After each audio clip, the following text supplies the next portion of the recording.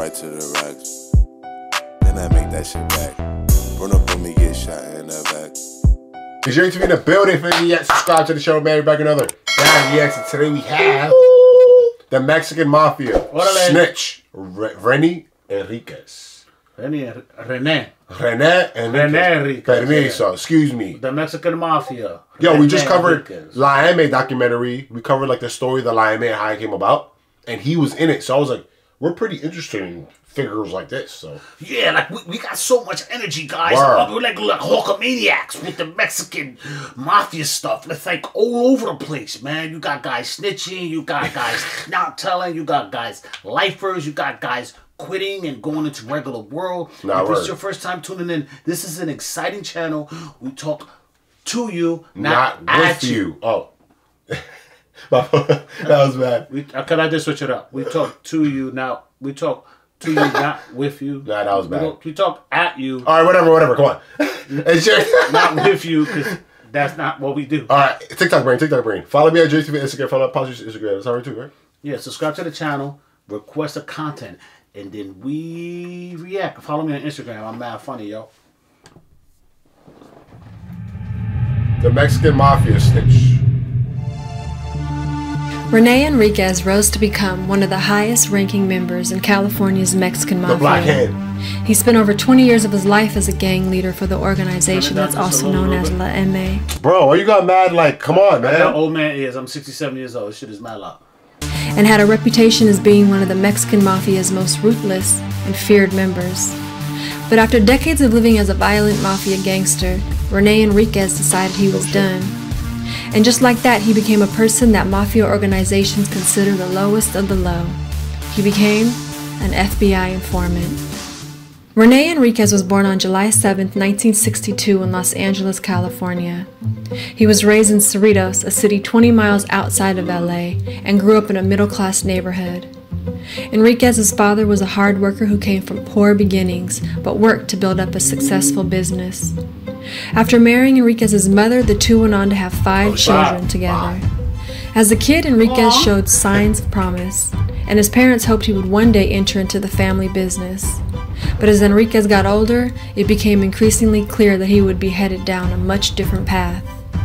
At the age of 11, Enriquez started stealing and hanging out with his older brother in the nearby city of Artesia. At the age of 12, following in his older brother's footsteps, he joined the neighborhood gang, the Artesia 13, and picked up the nickname Boxer. Oh, wow. At the age of 14, Enriquez started doing drugs. Boxer was the other gordo. No, but that's a common name in certain communities. Boxer, yeah. You know somebody a boxer in your hood? All right. Yeah. We had 2. We had, rest in peace, Louis. He was a boxer, Puerto Rican dude. He be walking, you know how you be outside chilling, drinking. He one of those? He's one of those. He be like running. He be like, hey, what's up, fellas? Like he was a boxer, dude. For real. Even becoming a drug dealer at his high school to support his habit. And by the age of 16, Rene Enriquez was a full-fledged drug addict and gang member, dropping out of high school in the 9th grade.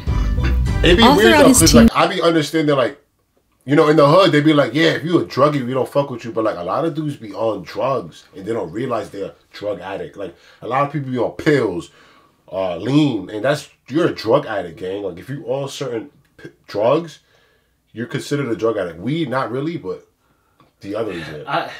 I think it's a high tolerance of people's messed up behavior in poorer neighborhoods. I mean, don't get it wrong. In rich Caucasian areas, they're on drugs too. Yeah, the opioids. Yeah, it's just more of an epidemic within poorer communities because it's a lot more available. Oh yeah, that's true. Attainable. Yeah. And gang member, dropping out of high school in the 9th grade. All throughout his teen years, Enriquez was involved in crimes and gang-related activities. Fights and shootouts were the norm in his neighborhood, and to support his drug habit, he would steal and rob local grocery stores. In 1981, while still a teenager, Enriquez was arrested after committing 21 armed robberies. Wow. He was found guilty and sentenced to 9 years in prison. Bro, so I remember they discussed the other video we did. 21, 9 years. Huh? And my man got arrested for 21. How many he got away with? Wow, good point, Pops. As usual, right? He always has the good points. Yeah. That's what I do. Robberies. He was found guilty and sentenced to 9 years in prison. Soon after entering prison, he was contacted by a high-ranking Mexican Mafia member and asked to carry out a mission that involved stabbing a fellow inmate who had fallen out of favor with the Mafia. He eagerly accepted the request and accepted every other request that came after that. Soon he became La M's go-to guy. He wasn't even a killer outside, well, that we know of, outside in the free world, but he was putting in that work inside. He was just moving up in the food chain. No, right. If they ever needed someone dealt with. After 3 years of working closely with the Mexican Mafia, proving he was fearless and willing to do whatever was needed to strengthen the gang's power, he was asked to join them. And in 1985, at the age of 22, Rene "Boxer" Enriquez became an official Mexican Mafia member. Enriquez quickly rose to prominence within the organization by committing numerous hits on enemies behind bars and by working to get the gang more organized. Scary shit. Then, in 1988, Enriquez was released on parole. Upon his release, he immediately continued his work for the Mexican Mafia, collecting money called street tax from neighborhood gangs, and confronting any gang member that didn't follow the Mexican Mafia rules. Enriquez was ruthless while on the streets, and he was known to exact revenge on anyone who crossed him. He proved this to be true when just 2 years after being released from prison, and while still on parole, he was arrested on 2 murder charges. One was for the killing of a woman who had stole from him, and the other, a fellow Mafia member who had been labeled as a coward and an embarrassment to the organization. Wow, so you guys think that it's good, not good, but it's right to kill a woman who try to rob you or is trying to rob you, maybe? But why would she do that? Like, you gotta know who you messing with. Maybe it was a setup. She tried to line him, right? She tried to backdoor him where like she was like, oh, what's up, papi? And then like the guy comes in and then robs him, you know, the typical. Yeah, try to set him up. He wasn't having that. A fellow Mafia member who had been labeled as a coward and an embarrassment to the organization. Wow. While in jail awaiting trial for those crimes, Enriquez attempted 2 other murders inside the Los Angeles County Jail. 2 fellow gang members that had disrespected the organization. However, both men survived. In 1993, Enriquez was found guilty of his crimes and sentenced to 20 years to life.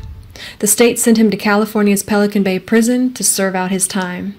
But this didn't stop Enriquez. In fact, it made him go even harder. He continued to control his gang territories on the street and set up an elaborate drug and money laundering system that earned him over $50,000 a year. And he did it all from his prison cell. Even being locked in solitary confinement for 23 hours a day, Enriquez managed to put together an entire crew that he ran out of Pelican Bay.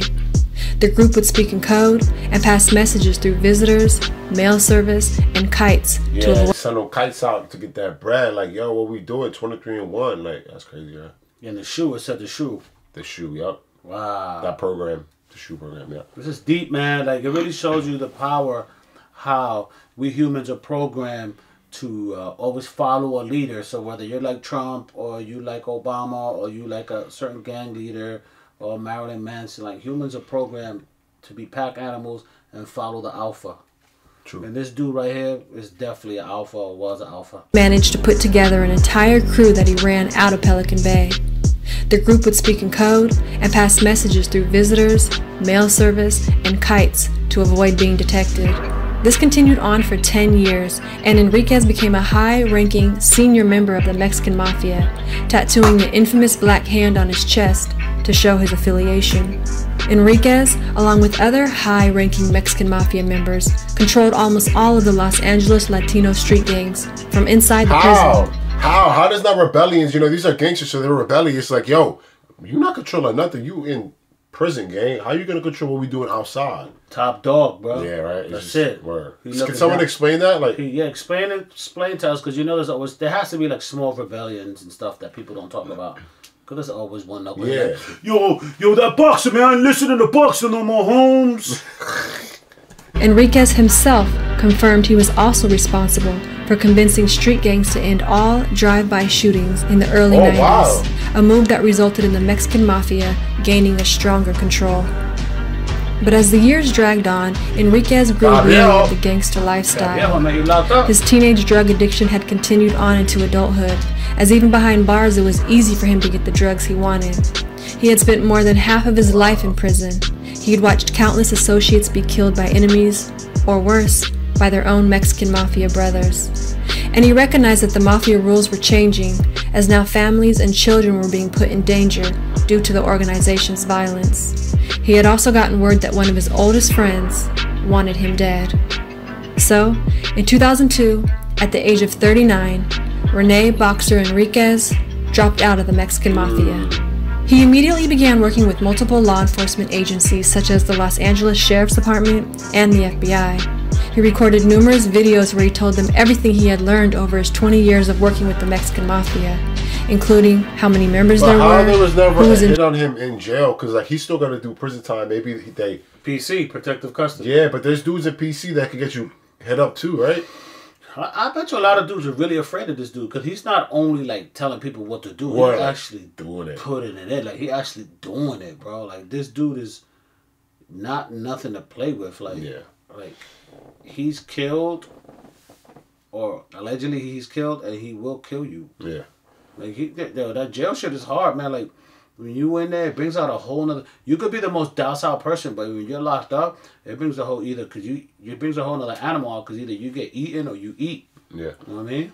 Years of working with the Mexican Mafia, including how many members there were, who was in charge, and how the organization planned everything from killings, extortions, and drug deals to money laundering, gang initiations, and robberies. He even explained the meaning behind the Mafia's secret codes, their symbols, and all their tattoos. Enriquez wore wiretaps and testified as an expert witness in dozens of criminal trials. His testimonies helped to put away at least 35 Mexican Mafia members. In exchange for his work as a Mafia consultant for the FBI, Enriquez was compensated more than $50,000 and moved to a protected prison where he received special perks and treatment.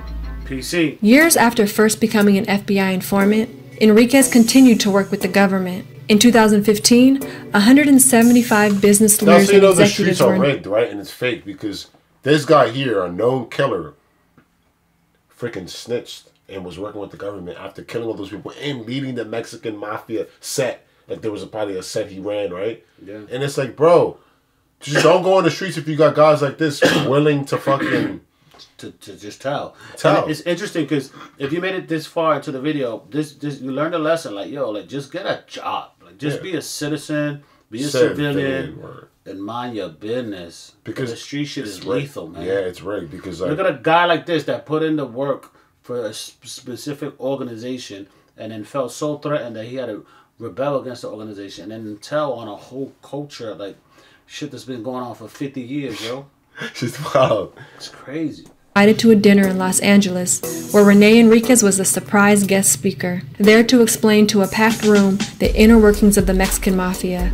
The evening was highly criticized by the LA media after it was revealed that the cost of security to transfer Enriquez to and from prison for the event cost taxpayers $22,000. Enriquez has also co-written 3 books on the subject of the Mexican Mafia. In Chris Blatchford's book, The Black Hand, Enriquez explains that everything he has done since leaving the Mexican Mafia was so that he could help teach young people about the dangers of joining gangs, and to warn them that the gangster lifestyle is disastrous. It is. He says, gang life is like falling into an abyss. Oh, wow. It's no life, or rather, it's a life with no future. Today, Enriquez remains in prison, in protective custody. Still locked up? But because of his cooperation with the government, he's expected to one day be released. No, they're lying. Many law enforcement agents support his release, saying Enriquez is not the same man that he was years ago. Nah, I mean, however, I doubted they're gonna let him out. He tried to kill.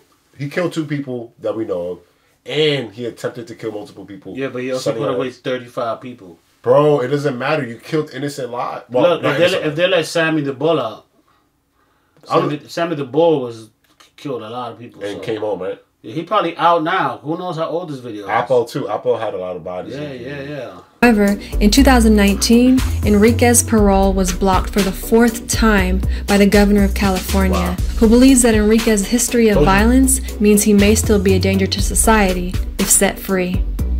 It's been 18 years since Rene Enriquez dropped out of the Mexican Mafia, but those close to the situation know that even after all that time, there will still be those looking for revenge against him for his betrayal. That was a crazy price. If Enrique is ever released from prison, probably not millions. Crazy price on his head. It's a bounty on that head. Right, he can't even go to Mexico. Yeah, he's not a big dude either. He's a little under 5'6". He's expected to live under a federal witness protection program, as authorities believe his life is in danger, and most likely, it always will be. Bro, think about it. He betrayed the Mexican Mafia, so let's say he wanted to go hide in Mexico somewhere, they're gonna find him out there and really do him dirty. For real. Well, yo, how you like this, Pops? It's interesting. This is pretty cool. Full of information. Thanks for tuning in. We out of here. Peace. And I know how it gets, so I gotta stay low, now move my knot. I don't trust no nigga, I don't trust no man, ain't no friends, everybody get shot. You never know how nigga gon' throw, I'm hitting the floor with a couple of shots. You better move, you better duck, either way to go, you'll get got.